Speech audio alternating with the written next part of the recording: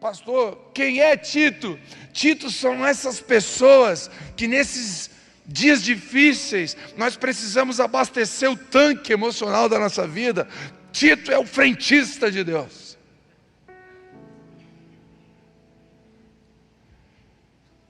Tito são homens que Deus coloca do nosso lado.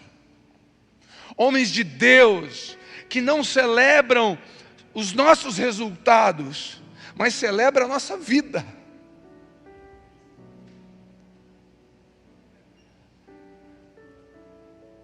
Homens de Deus que não só nos elogiam em público, mas nos corrigem em particular. Se você tem um amigo que puxa você no canto e fala: você é picareta, tu está errado com isso aqui, tu vai perder o teu casamento, não estou nisso contigo.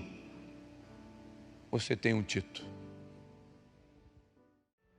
Abra comigo. Quem quer ouvir a palavra do Senhor? Abra comigo. Segunda carta de Paulo aos Coríntios, capítulo 7, versículo 5. Segunda carta de Paulo aos Coríntios, capítulo 7, versículo 5.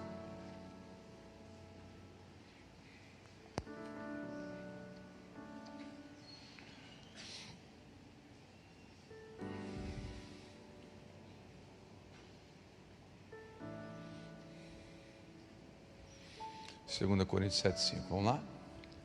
Diz assim: quando chegamos à Macedônia, não tivemos nenhum descanso. Enfrentamos conflitos de todos os lados, com batalhas externas e temores internos.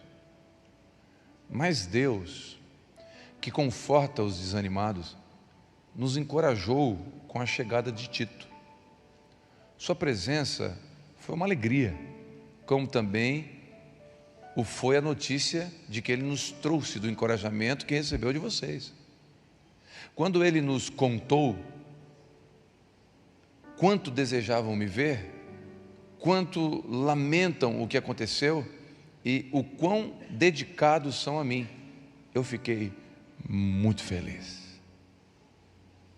Até aqui.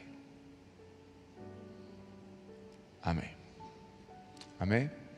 Que o Espírito Santo possa falar ao meu e ao seu coração, em nome de Jesus, através da palavra de Deus. A internet pode levar essa pregação aos ouvidos, mas também é só Deus que leva ao coração. Então a minha oração é que a palavra desça no coração daqueles que estão ouvindo aqui e em casa. Amém? Bom, esse texto, o apóstolo Paulo está conversando com a igreja de Coríntios.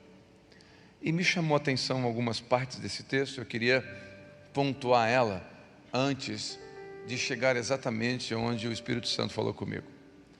Então, a primeira coisa que esse texto ensina, Paulo está escrevendo uma carta para uma igreja, amém? Então é para pessoas que estão buscando a Deus, não é para quem não quer Deus, é para quem quer Deus. Então essa carta é para você que está aqui, para nós. Ele está dando dicas do que é a vida cristã. Ele está dizendo o seguinte: quando chegamos na Macedônia, não tivemos nenhum descanso, enfrentamos conflitos de todos os lados. Então a primeira coisa que eu aprendo com esse texto é: existem tempos que são mais difíceis do que outros. Ponto. Isso aqui é importante, por quê? Porque tem uma pseudo-promessa de pseudo-pregadores de que se você entregar a vida para Jesus, tudo vai resolver e seus problemas se acabaram-se-os. Como é que o Evangelho Tabajara do Seu Cresço? Quem lembra do Seu Cresço? Então tem o Evangelho do Seu Cresço por aí. Não é verdade. O apóstolo Paulo está dizendo: a gente chegou na Macedônia, foi bronca, o bagulho ficou louco. A gente chegou na Macedônia, deu fight, foi ruim. Tem conflito de tudo quanto é lado. Tinha perseguição, tinha acusação, tinha gente querendo bater em nós. Estava em crise. Então a primeira coisa que eu aprendo, que a caminhada com Jesus vai ter momentos difíceis. É importante você que se batizou no último batismo, saber disso. Porque quem aqui já tem mais tempo de caminhada, sabe que é uma verdade. Que a caminhada cristã não é um mar de rosas, não é um parque de diversão. Vai ter momento, escute o que eu vou dizer, que os demônios vão tentar matar a sua família. E se eles puderem matar, demônio não brinca de demônio. Ele não brinca de ser demônio. Se ele puder matar o seu filho, ele vai matar. A Bíblia diz, Paulo diz, que teve um momento que ele tentou pregar, em 1 ou 2 Timóteo, ele foi pregar numa cidade e os demônios impediram. Jesus, na oração do Pai Nosso, ensinou como? Livrar-nos do mal. Esse mal aqui não é um partido político. Esse mal aqui é demônio. E a gente pensa, não, isso é... é claro que tem exageros e tem performance por aí. Né? Tem lugares por aí que o demônio sobe no púlpito da entrevista. De onde tu é? Do Morro Estevo. Mão para trás. Daí o demônio dá show. Não é disso que eu estou falando, mas se você ler a Bíblia, você vai ver Jesus expulsando demônios. E ele diz, eu vou dar autoridade para vocês sobre demônios. Posso ouvir um amém ou não? Então tem dias que tem que entrar em casa. Você tem que entrar em casa, na sua casa, botar sua família na mesa, levantar e dizer, em nome de Jesus, demônio, nessa casa aqui tem um rei, e o nome dele é Jesus. O Senhor dos Senhores reina sobre a minha casa. Todo demônio, sai da minha casa agora, em nome de Jesus. Amém ou não? Porque tem dia que tem que fazer isso. Tem dia que é mais difícil. A Bíblia também diz que a igreja passou por um período de paz, em Atos dos Apóstolos. Teve um período que a igreja estava em paz. Estava meio assim, os demônios cansaram. Deram uma trégua, um momento de paz. Está tudo bem. Pastor, quando tem muita paz, tem crente que é noiado. Não, tem crente que é noiado. Porque ele fala assim, pastor, está tudo muito bom. Assim, ó, tem muita bênção, pastor. Pastor, minha vida está é só bênção, eu estou preocupado, porque o demônio está armando alguma coisa. Não, vou te dar um conselho, está tudo na bênção? Adora, desfruta, agradece, celebra, pisa na cabeça do diabo, diga glória a Deus. Está em guerra? Guerra. Está em guerra? É guerra. O momento é difícil? É de botar a cara no pó, jejum, oração, é guerra, é o tempo da guerra. Então entender isso é maturidade, de que vai ter momentos que o maná vai cair do céu, vai ter momentos que tem que plantar para poder colher, são estações. Então entender isso é libertador. Paulo está dizendo que quando chegou na Macedônia foi ruim, não foi bom. Existem tempos que não temos descanso, parece que os demônios estão num revezamento, sai um, entra outro. Parece que é revezamento de bastão. Quando a gente estiver assim, cansa, pesa. A gente precisa de alguém. A gente não pode ficar sozinho. Sabe qual é um dos erros nossos, dos homens? Ficar sozinho. Nós nos isolamos muito fácil. E nos momentos mais difíceis, a gente se isola, em vez de buscar alguém. Eu sei que para o homem é mais fácil ficar sozinho. Eu provo. Adão, quando foi criado sozinho. Só tinha ele no jardim. Por isso que para Adão, para o homem, não é difícil ficar sozinho, porque ele já nasceu sozinho. A mulher não, ela já nasceu com alguém. Quando ela nasceu, já tinha Adão. Então para a mulher é difícil ficar sozinha. Ela está sempre com a amiga. A gente vem de carro sozinho para o culto. Se tiver 1000 homens aqui, tem 1000 carros ali fora. As mulheres, se tem 3.000 mulheres aqui, tem 500 carros lá fora. Porque é igual carro de circo quando elas encostam aqui. Vai abrindo porta, vai saindo mulher do porta-luva. Elas vão pegando, amiga passa aqui, amiga passa lá. Os homens, amiga passa aqui, só que falta. Dá o teu jeito aí. O homem que passa na casa de homem para pegar homem, não é normal? Porque nós somos assim, para nós, quer ver? Olha que é verdade ou não é? Você tem uma chance de fazer uma viagem a trabalho, uma coisa que dá para ir de carro sozinho, botar um Spotify, um podcast e ir sozinho, sem ninguém do seu lado. Fala para mim, maravilhoso, fala aí. Quem concorda que é maravilhoso? Fala para uma mulher fazer isso, ela não desespera. Qualquer viagemzinha que ela quer fazer, vou levar uma amiga. A Vivi lá em casa, a Vivi sai para pregar para ela, fala, vou levar alguém. E às vezes eu saio para pregar, ela fala assim, convida alguém, amor. Não, obrigado. Já estou cheio de crente aí todo dia, eu quero andar sozinho, deixa eu botar um fone e deixa eu ficar sozinho. E quantas vezes eu estou por aí sentado numa cafeteria, numa padaria, sozinho e chega um crente enviado de Deus para roubar minha paz. Estou brincando. Por quê? Porque para nós não é difícil ficar sozinho, só que ficar sozinho adoece. Provérbios vai dizer que aquele que se isola mal faz para si mesmo, incorre na tolice. É tolo ficar sozinho. Só que a gente, quando está com um problema, está numa crise, o que a gente faz? Meu Deus, agora não vou querer incomodar ninguém, estou com um problema, vai que eu conto para alguém, alguém acha que eu estou em pecado, e vai que eu estou em pecado mesmo, não quero contar, porque também ele vai achar que eu não sou o melhor. E aí, deixa eu dizer uma coisa para você, quem foi que disse que você é perfeito? Quem foi que disse que você não erra? Para com isso. Que papo é esse? Tem um irmão aqui na igreja que de vez em quando eu ia na casa dele, ele fumava ainda. Estava na igreja aqui, firmão. E eu passava na casa dele, só que eu sentia só o cheiro, porque quando ele viu o meu carro, o cigarro voava. Eu só senti o cheiro. E ele todo preocupado. Nossa, o pastor me vê fumando, o que muda? O que muda? Se ele fuma, eu não vou tossir, quem fuma é ele. O que vai mudar na imagem que eu tenho para esse irmão? Olha, mais pecador. Não, para mim não. Eu prefiro alguém que fala, pastor, ainda fumo, eu estou buscando libertação, porque meu templo do Espírito Santo precisa ser cuidado, mas ainda não consegui ser liberto desse vício, do que alguém que esconde e está com cheiro, como se Deus não visse. Quem está entendendo o que eu estou falando?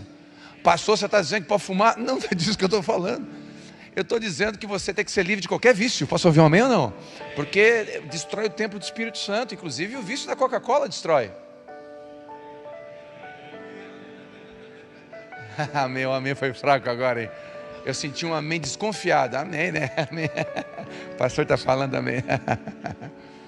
É. Inclusive aquele X-tudo. O X-calota. Desse tamanho assim, com bacon até no olho. Que você come todo dia, aquilo ali está grudando nas veias. De vez em quando é bom. Mas só para lembrar que glutonaria ainda é pecado. Aleluia. Pastor, por que eu vim nesse culto? Eu ia comer um X-calota hoje. Hoje é o dia, né?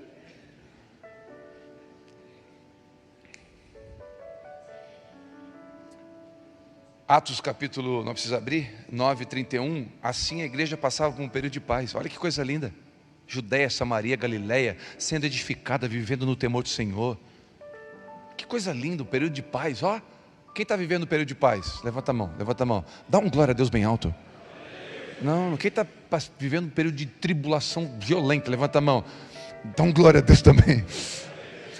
São períodos. Pode ser que reveze, daqui a um ano, quem levantou a mão a primeira vez não levanta na primeira vez. Porque pode ser que um momento seja difícil. Posso ouvir um amém? Em tempo de paz, desfrute. Amém? Sem culpa, celebre. O apóstolo Paulo diz que aprendeu a viver com pouco e aprendeu a viver com muito. Ou seja, precisamos aprender a viver em situações difíceis. Em tempo de paz, desfrute. Em tempos de guerra, permaneça. Em todo tempo, adore. Vou repetir. Em tempos de paz, desfrute. Em tempos de guerra, permaneça. Mas em todo tempo, adore a Deus. Segundo ponto, às vezes as piores lutas nem são as visíveis. Porque ele fala, Enfrentamos conflitos de todos os lados, batalhas internas e temores internos. Batalhas externas e temores internos. Ontem, eu fui fazer a visita para um jovem de 22 anos, no hospital, em câncer terminal. Quando eu entrei, estava a noiva e a sogra aos pés da cama do hospital, aos prantos. O laudo era que as próximas horas seriam finais.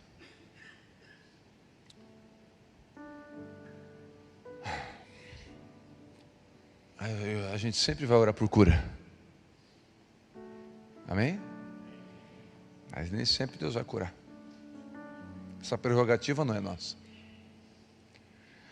Eu falei para a noiva, a nossa vida é como um nevoeiro da manhã, que aparece logo às 10 horas, com o sol ela dissipa. É como uma torrente de água no verão, que vem e logo o sol aparece de novo.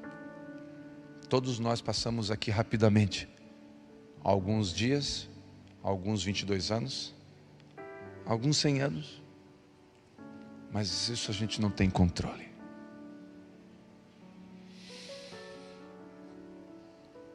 Ele faleceu hoje.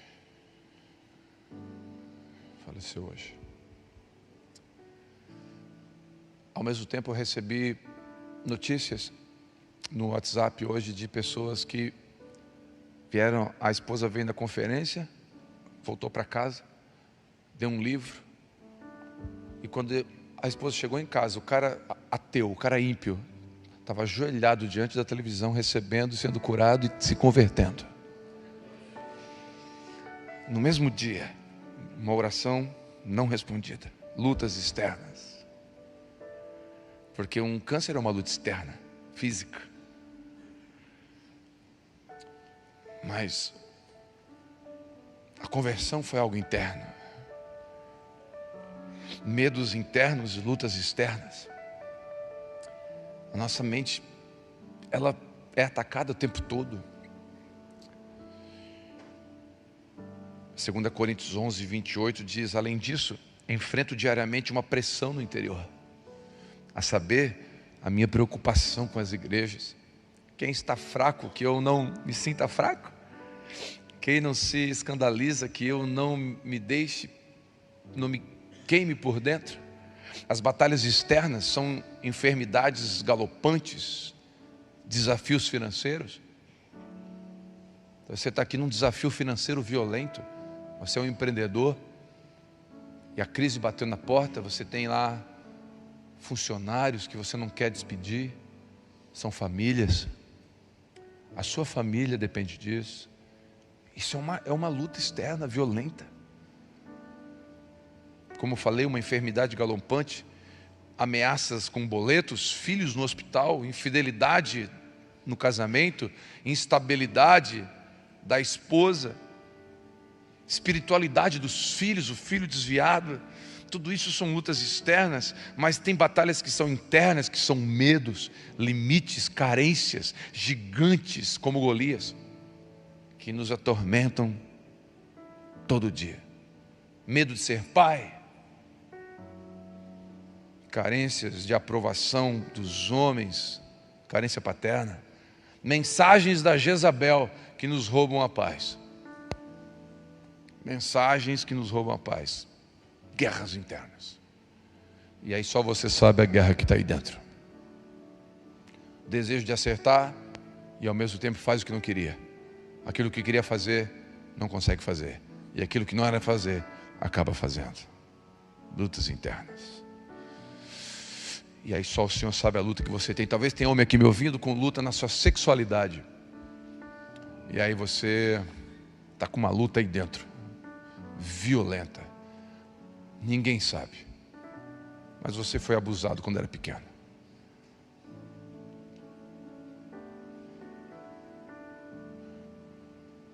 Por isso que eu falei no começo, você não sabe a guerra que está do seu lado, com o irmão que está do seu lado. Pastor, você está falando por achismo? Não, 22 anos de gabinete pastoral. Você não tem noção do que homens de marfim, gigantes, imponentes, com posses. Você não tem noção a guerra, a luta, a podridão e o medo que está dentro. Gigantes por fora, meninos tremendo por dentro, com as pernas, que não tiveram um pai.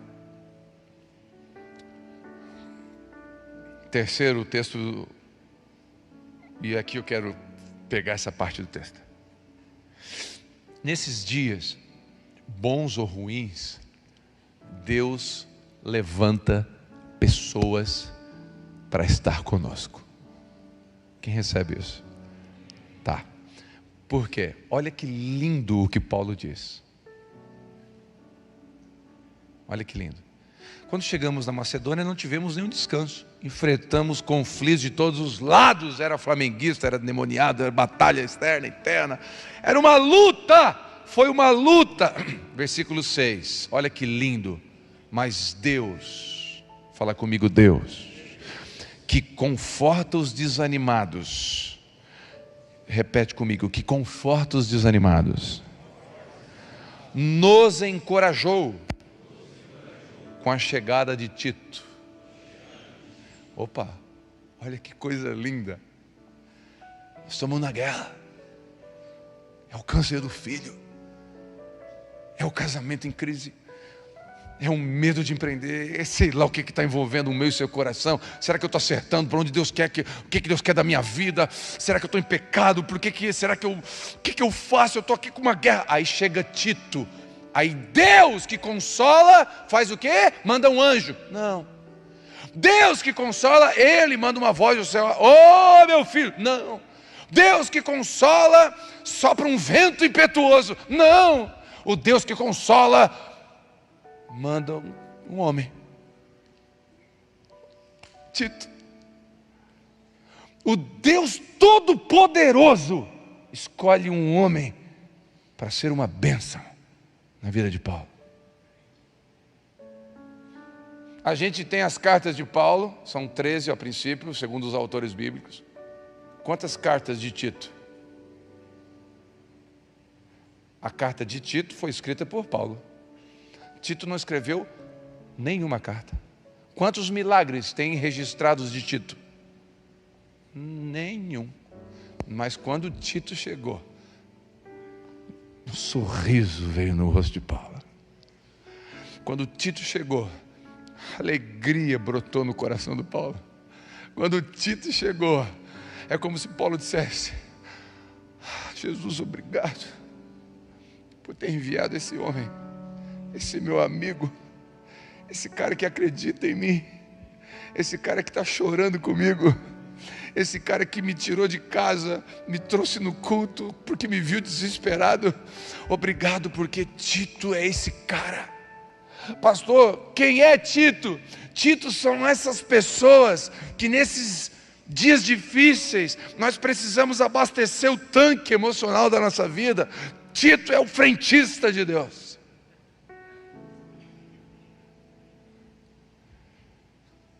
Tito são homens que Deus coloca do nosso lado. Homens de Deus que não celebram os nossos resultados, mas celebram a nossa vida.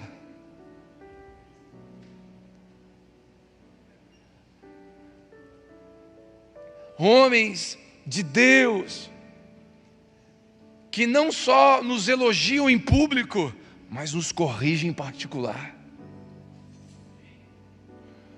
Se você tem um amigo que puxa você no canto e fala: você é picareta, tu está errado com isso aqui, tu vai perder o teu casamento, não estou nisso contigo. Você tem um Tito.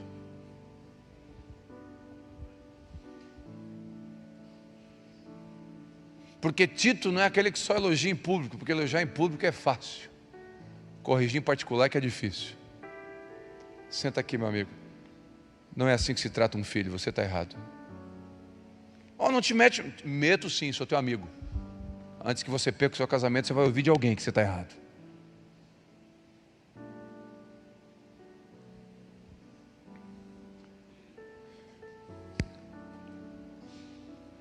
Titos são homens que nos observam e percebem os nossos dias ruins, mais do que a nossa performance.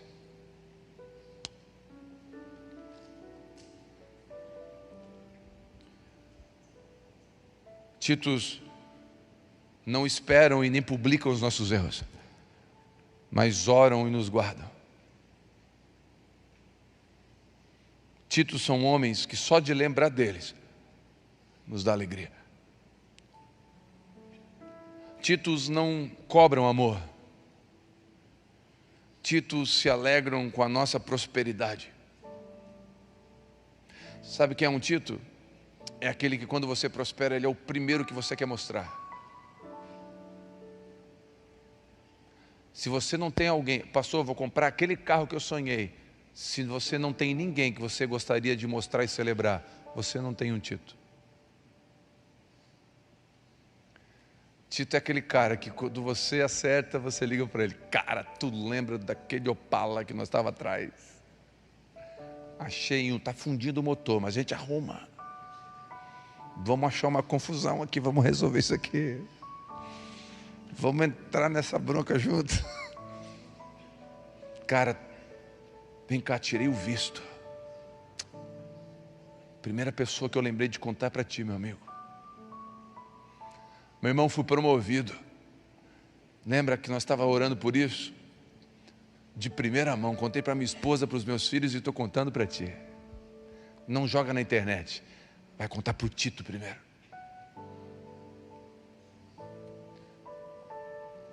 Tito são aquelas pessoas que sabem celebrar nossas conquistas. Sabem celebrar as nossas conquistas. Choram conosco, mas se alegram também conosco. Porque, meu irmão, só entre nós, chorar conosco, no dia do seu velório, até o seu inimigo pode ficar triste.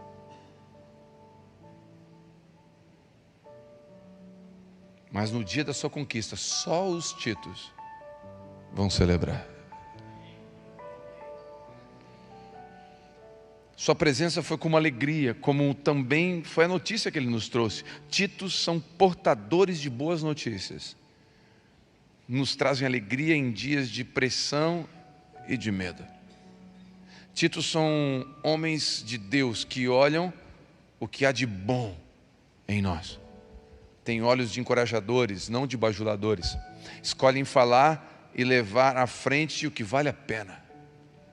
Nunca um Tito vai levar para frente o que não é verdade.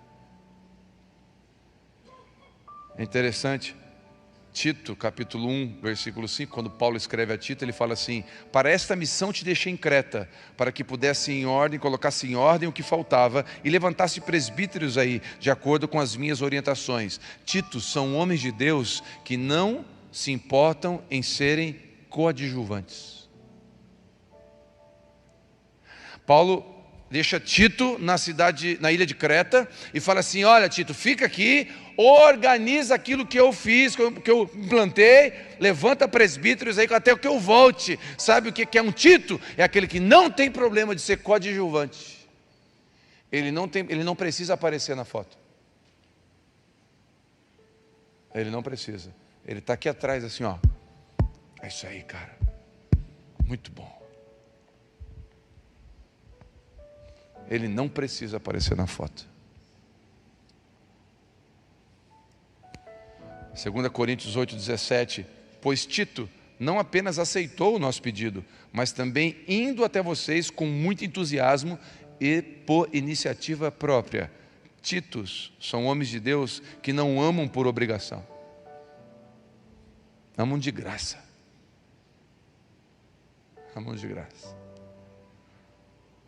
2 Coríntios 12:18, recomendei a Tito que os visitasse, acompanhado de outro irmão, por acaso Tito os explorou? Titos não querem o que temos, mas amam o que somos. Titos não querem o que nós temos, eles amam o que somos. Titos que não celebram apenas nossas conquistas, mas a nossa vida. Titos que não se aproximam pelo que podemos oferecer, mas por amar. Titos não buscam network gospel, mas mesa de comunhão.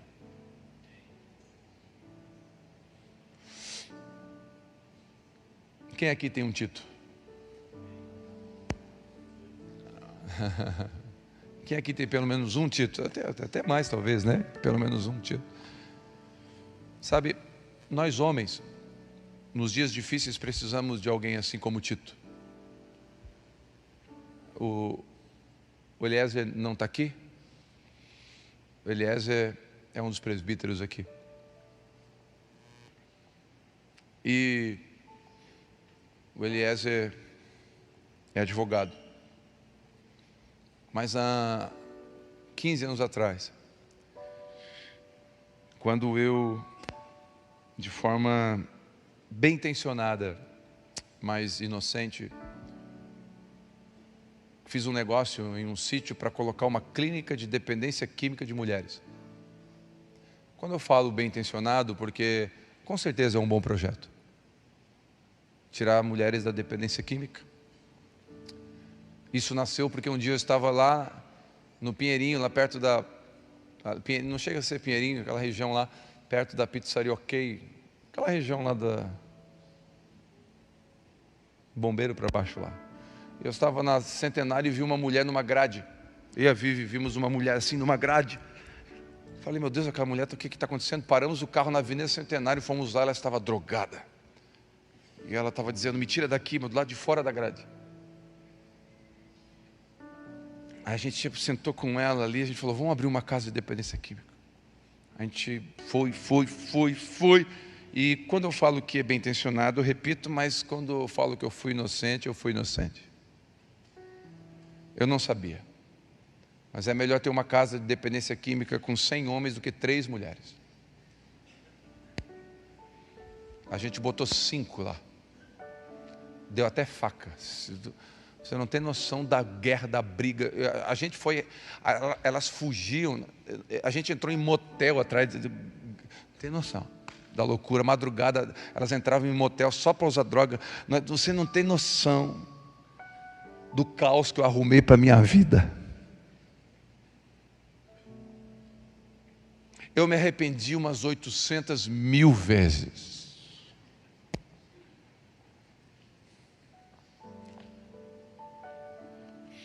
E aí o processo, aquele sítio que foi comprado, foi financiado em my name.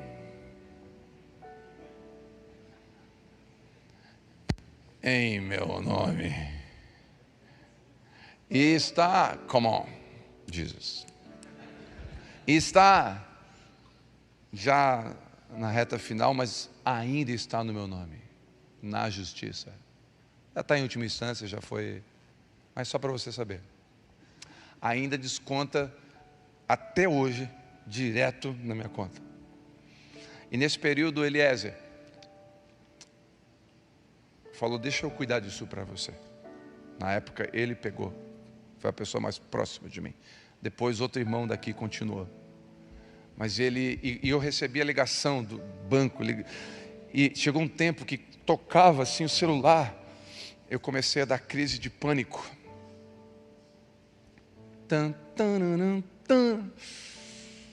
E tinha um toque do Motorola.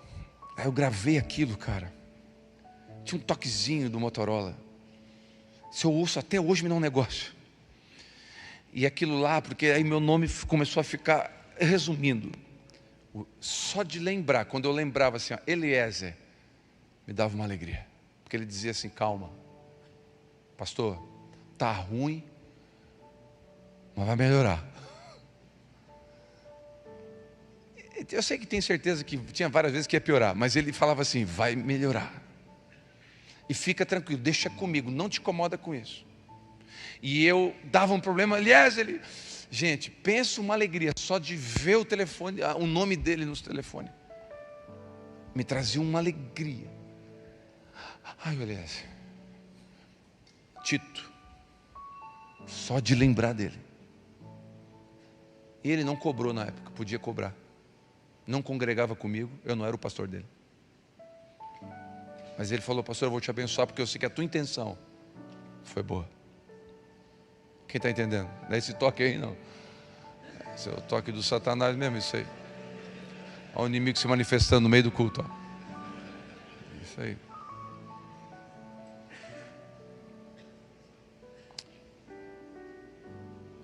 Na pandemia, teve uma situação aqui desconfortável na conferência de mulheres. Bem desconfortável. Que vieram aqui, vão fechar, não vão fechar. E aí o italiano que está dentro de mim começou a vir. E aí vieram aqui para fechar o culto. Conferência acontecendo e eu lá atrás. Alguns presbíteros, alguém estava comigo aqui, não sei. Aí eu lembro do Dalério. Dalério é um irmão daqui da igreja que... Cadê o Dalério? Está aqui o Dalério. O Dalério. E eu entrei lá para aquela sala. E entrei com todo mundo, com quem estava aí querendo fechar, a polícia, entrou todo mundo aqui. E quer saber? E o tom de voz começou a aumentar. E a veia no pescoço começou a saltar. E quando o Dalério viu que ia ficar ruim, o Dalério me pegou pelo braço. Pastor, vem aqui. Me tirou para fora, falou: pastor, ele é pequenininho, ele falou assim: calma. Vai dar tudo certo. Sede calma. Pastor, deixa que eu converso com eles. Mas uma paz. Meu Deus do céu.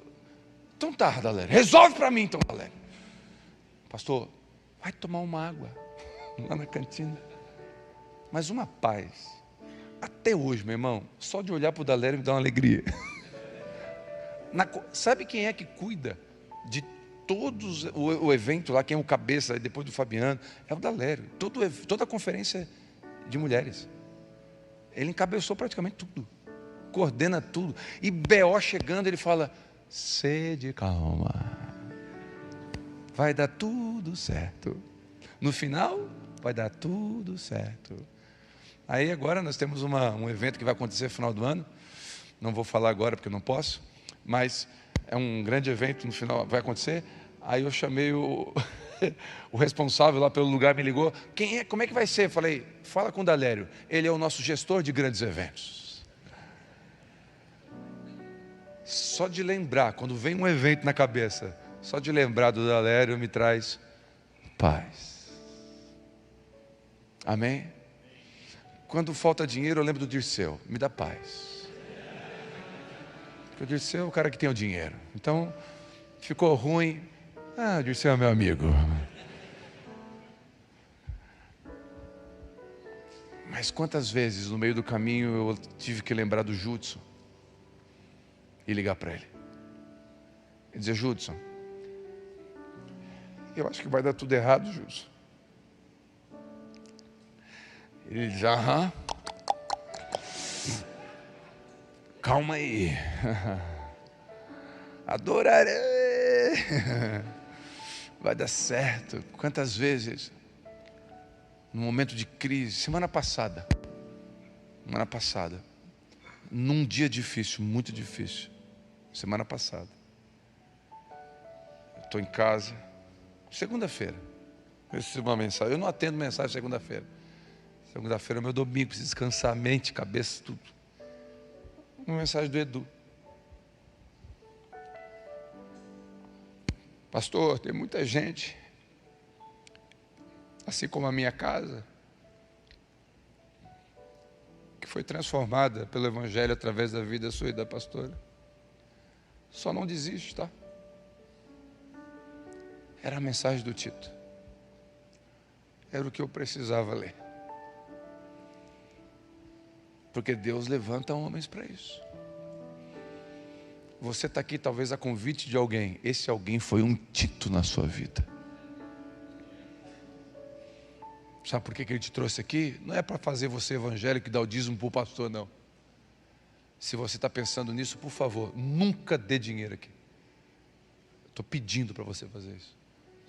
Eu quero que você entenda que Jesus ama você e colocou um Tito do seu lado para trazer esperança para o seu coração. Nós precisamos de um Tito. Nós precisamos de muitos títulos. E eu te abençoo com muitos títulos. Você vai ter pessoas que vai lembrar de você no meio do nada. Quando todo mundo parece que esqueceu, Deus vai levantar para alegrar o seu coração. Talvez alguém que vai fazer uma brincadeira com você e vai tirar um sorriso no meio da dor. Sabe essas pessoas que gostam de contar piadas, são mais alegres? Elas são importantes. Deus deu essa graça para elas. Isso é bom. É um perfil. Quem recebe o título? Diga amém. Agora deixa eu te abençoar para você ser um título na vida de alguém. Quem aqui pode ser um título na vida de alguém? Então posso dar um conselho? Sai daqui hoje e lembra de alguém que você lembra que está perdido, que você lembra que não está mais aqui, que você lembra que é seu amigo, mas talvez separou da esposa, fez um monte de besteira, está lá na loucurada, e você pensa, bah, aquele cara já foi. Não foi não, dá para buscar ele, e você pode ser um Tito que vai buscar ele. Lembra de alguém, seja um Tito para alguém. Coisa boa receber mensagem do Tito, manda o teu Pix. Pá, quando o Dirceu faz isso... Já pensou? Ô meu amigo, que foi? Manda o teu Pix aí. Eu falei, pá! Tito de Deus. Mas você pode fazer isso. Mandar uma mensagem para alguém e dizer assim, ó, manda o teu Pix. Obrigado pelo amém aqui. Alguém falou amém, quem foi? Deus abençoe, amém. A gente quer sempre um Tito para nós, mas a gente não quer ser um Tito para alguém. Posso ouvir um amém? Não responda, só pense. Você é um Tito para alguém? Homens que não celebram apenas os resultados das pessoas, mas a vida delas. Homens que não elogiam só em público, mas corrigem em particular. Homens que não só observam e percebem os erros, mas vê além da performance. Homens que não esperam e nem publicam os erros, mas oram por alguém. Homens que só de lembrarem você traz alegria. Homens que não cobram amor. Homens que se alegram com a prosperidade do outro, que são portadores de boas notícias. Homens que olham o que há de bom, que encorajam. Homens que não se importam em serem coadjuvantes. Homens que não amam por obrigação. Homens que não querem o que temos, mas o que somos.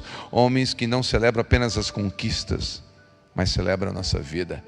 Homens que se aproximam não por interesse. Talvez Tito não seja muito famoso como Paulo, mas Paulo se alegrava com a vida dele.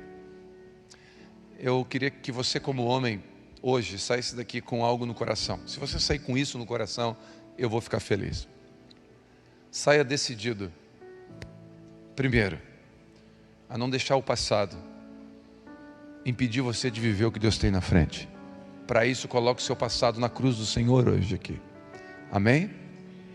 Segundo, encorajar você a não andar sozinho. E se você se sente o pior dos pecadores aqui hoje, você está no lugar certo. Porque onde está o pior dos pecadores, está o maior dos salvadores. O Senhor Jesus está aqui entre nós. Não ande sozinho. Tenha amigos. Tenha Titos.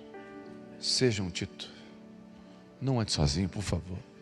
Decida sair daqui hoje, chamar um amigo, vai lanchar com ele sozinho. Come o X calota, não tem problema. Mas vai lanchar com ele, vai lanchar com ele e fala assim, ó, cara, eu preciso abrir, tá podre aqui dentro. Eu preciso de alguém para jogar fora. Depois tu só me ajuda a lavar aqui, porque eu vou vomitar, posso vomitar a sujeira do meu coração. Cara, depois a gente lava, joga fora, porque pode ser a sua salvação. Talvez você está com um pensamento suicida. Pastor, eu estou pensando em tirar minha vida. Não permita esse pensamento ficar sozinho. Abre para alguém. Talvez alguém vai te abraçar e vai dizer, Também estou mal, cara. E aí vocês vão chorar junto. Ou talvez alguém que já passou por o que você passou, ou está passando, não importa. Posso ouvir um amém? E eu não posso ir embora hoje sem fazer um convite simples. Um convite que foi feito um dia para mim, foi feito para muitos aqui. Num culto simples, numa quinta-feira simples, numa pregação simples, num convite simples, a minha vida mudou. Porque Jesus está nas coisas simples. E naquele culto, naquele dia, vazio, perdido, entre casa do rock e night som, encontrei tudo o que eu precisava. E a minha vida não foi mais a mesma a partir daí. E o convite é você entregar sua vida para esse Jesus que transformou a muitos de nós. Fica de pé todos, por favor. Levante a mão onde você está, se você deseja aceitar esse convite. Simples, num culto simples, numa mensagem simples, num Jesus simples, mas você entendeu que é para você essa mensagem. Tem esperança aqui essa noite. Levante a mão, você quer entregar sua vida para Jesus hoje à noite. Onde você está? Pode levantar sua mão onde você está. Você que levantou a mão, por favor, quero orar com você. Vem aqui rapidinho, sai do seu lugar. Pode vir. Se tem alguém do seu lado aí que trouxe, o Tito está aí junto, traz junto, Tito, vem junto. Pode vir aqui. Se você tem, talvez o Tito está aí junto. Vem aqui, pode vir aqui na frente. Pode vir, vem aqui. Vem, pode vir, é uma noite especial. É uma noite especial. Uma noite especial.